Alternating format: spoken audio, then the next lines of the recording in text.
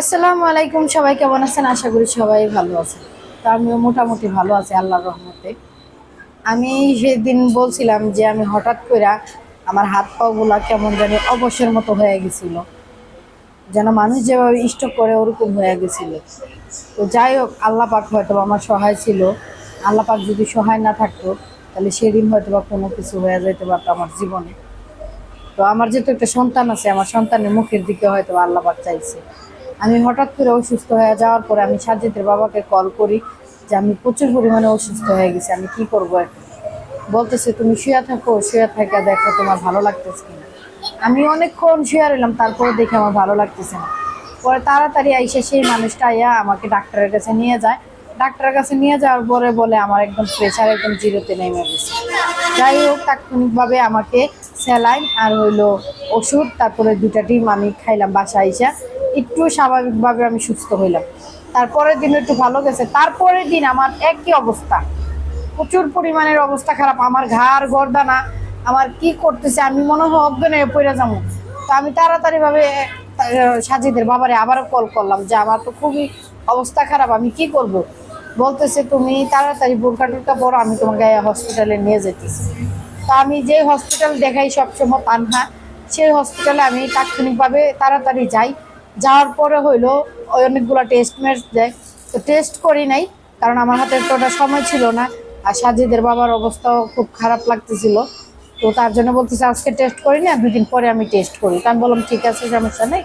তো ডাক্তার কিছু ওষুধ দেয়, ওষুধ খাওয়ার পরে মোটামুটি আমি আজকে 2 দিন ধরে একটু সুস্থ। তো আমি আবার কালকে বা পরশু দিন যাবো আবার হসপিটালে, যে আমিও টেস্টগুলো করে আমি দেখবো যে আমার কী সমস্যা। তো অনেকগুলো টেস্ট দিছি, আমি টেস্ট করার পরে আপনাদেরকে আবারও জানাবো যে আমার পরিস্থিতি কি হয়েছে।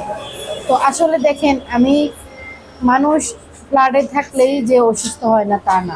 আমি কিন্তু ফ্লাডে থাইকেও আমার অসুস্থ, কিন্তু একমাত্র আমার পাশে একমাত্র আল্লাহ ছাড়া আর আমার প্রিয় মানুষটা ছাড়া, আমার স্বামী ছাড়া আমার পাশে আর কেউ নেই। কেউ নাই বলতে আমার বাবা মাও নাই, কারণ আমার বাবা মা থাকে অনেক দূরে, সিলেট। সেই সিলেটে তাদের বাড়ি, আর আমি থাকি কই টাঙ্গাইল। তো তার জন্য আমার পাশে কেউ নেই এই প্রিয় মানুষটা ছাড়া। তো আমার যদি কিছু হয়ে যায়, ওই প্রিয় মানুষটা মনে হয় এক প্রকারে পাগল হয়ে যায়, কারণ সে জানে খালি ঘরে আমি থাকি, একা একটা রুমে আমি থাকি আর আমার সন্তানটা থাকে। তো হঠাৎ করে যদি আমার কোনো কিছু হয়ে যায়, তো আমার সন্তানটারে কে দেখবো আর দরজা কে কে খুলে দিব, সে এটা চিন্তা করে। তো আগে আমার এই রুমে দরজার এখানে একটা সিসি ক্যামেরা ছিল, অনেক ভিডিওতে অনেকেই দেখছেন। আমার ঘরে একটা সিসি ক্যামেরা ছিল। তো সিসি ক্যামেরাটা হঠাৎ করে নষ্ট হয়ে যায়, তার কারণে সাজিদের বাবা এখন আর দেখতে পারে না। তার কারণে এখন প্রচুর পরিমাণে টেনশন করে।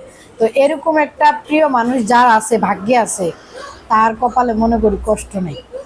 আলহামদুলিল্লাহ আমার কপালে আছে একটা প্রিয় মানুষ, ভাগ্যের লেখা রাখছে আল্লাহ পাক। কাপড় চোপড় দেখ বা ভাত খাওয়াক না খাওয়াক এত কিছু যা আসে না, কিন্তু সে যে আমার টেক কেয়ার করে তাতেই আমি খুশি আলহামদুলিল্লাহ। আমার শাড়ি গহনা কোনো কিছু আমার প্রতি লোভ নাই। মানুষের এটা দিলা না কেন, সেটা দিলা না কেন, মানুষের প্রত্যেকটা মানুষের লোভ আছে যে গহনা দেও, আমার 3 পিস দাও, ভালো ভালো সবার লোভ আছে। কিন্তু হ্যাঁ, আমারও যে লোভ নাই তা না, আমার একটাই লোভ, আমার স্বামী যেন আমাকে সারা জীবন ভালোবাসে, আমার স্বামী যেন আমাকে টেক কেয়ার করে, আমার সন্তানের যত্ন নেয়। এটাই আমার স্বামীর কাছে আবদার। আর কোনো কিছু আমার চাহিদা নাই, কোনো কিছু নেই। আল্লাহ পাক যেন সারা জীবন আমাকে এইভাবে রাখতে পারে। সবাই ভালো থাকবেন, সুস্থ থাকবেন, আমার জন্য দোয়া করবেন।